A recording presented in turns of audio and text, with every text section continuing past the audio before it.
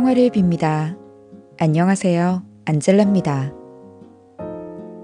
아직 사그라들지 않은 코로나 바이러스 사태로 인해서 개학이 또 2주 연기됐고 우리나라뿐 아니라 전 세계가 불안과 고통에 시달리고 있습니다. 이럴 때일수록 더욱 힘든 상황에서 고군분투하고 있는 의료진과 정부 관계자, 봉사자들을 위해 그리고 전염병으로 고통받는 이들을 기억하며 기도해야겠습니다. 자비로우신 하느님 아버지, 코로나19 확산으로 혼란과 불안 속에 있는 저희와 함께하여 주십시오. 어려움 속에서도 내적 평화를 잃지 않고 기도하도록 지켜주시고 각자의 삶의 자리에서 최선을 다할 수 있도록 이끌어 주십시오.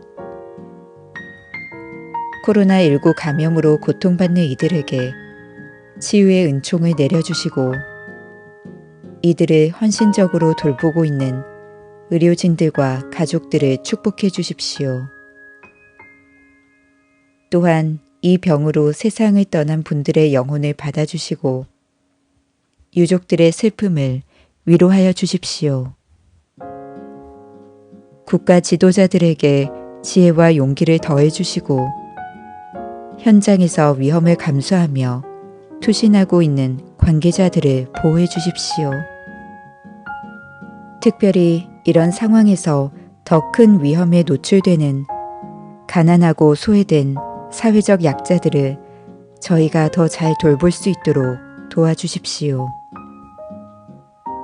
어려운 시기를 이겨내고자 애쓰는 저희 모두가 생명과 이웃의 존엄, 사랑과 연대의 중요성을 더 깊이 깨닫게 하시고 배려와 돌봄으로 희망을 나누는 공동체로 거듭나는 은총 내려주시길 간구합니다. 우리의 도움이신 성모님과 함께 우리 주 예수 그리스도를 통하여 비나이다. 아멘.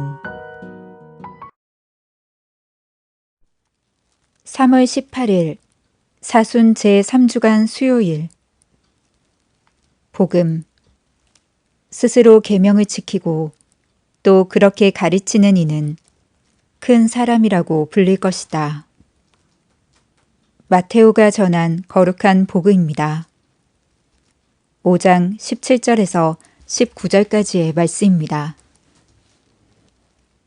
그때 예수님께서 제자들에게 말씀하셨다.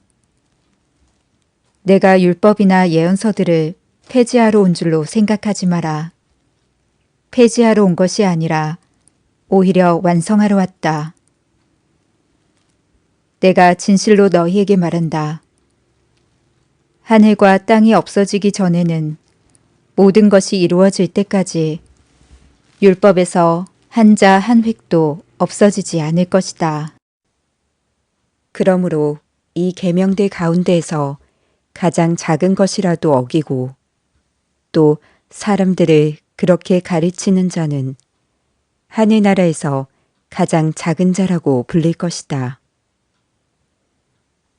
그러나 스스로 지키고 또 그렇게 가르치는 이는 하늘나라에서 큰 사람이라고 불릴 것이다. 주님의 말씀입니다. 오늘의 묵상. 나는 어떻게 살아야 할까? 어떻게 사는 것이 신앙인으로서 합당한 길일까? 나는 아는 것이 별로 없는데 무엇을 해야 할까? 하느님께서 나에게 원하시는 것은 무엇일까?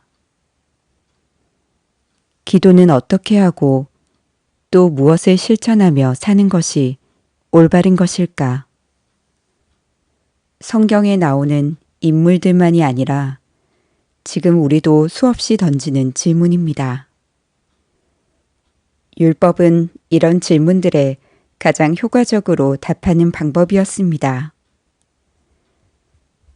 그러나 시간이 지나면서 사람들은 율법의 본질적 역할은 잊은 채 글자 그대로 이를 따르는 데에만 관심을 뒀습니다. 그리하여 율법은 점점 형식화되고 사람들에게 죄의식을 심어주는 것으로 바뀌어갔습니다. 자신을 위한 도구가 아니라 다른 사람들을 판단하는 도구가 된 것입니다.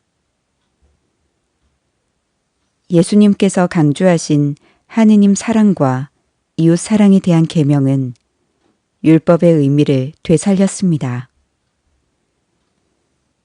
지금도 우리의 삶을 가늠해보고 성찰할 수 있는 계명과 율법이 있습니다. 이것은 하느님을 향해 가는 바른 길을 가리키는 이정표이자 우리가 신앙인으로 살아가도록 도움을 줍니다. 따라서 계명과 율법의 가르침을 지키는 것은 중요합니다. 그렇지만 그보다 더 중요한 것은 그 의미를 깨닫는 것입니다. 율법 안에 담긴 하느님의 뜻을 따르는 것입니다.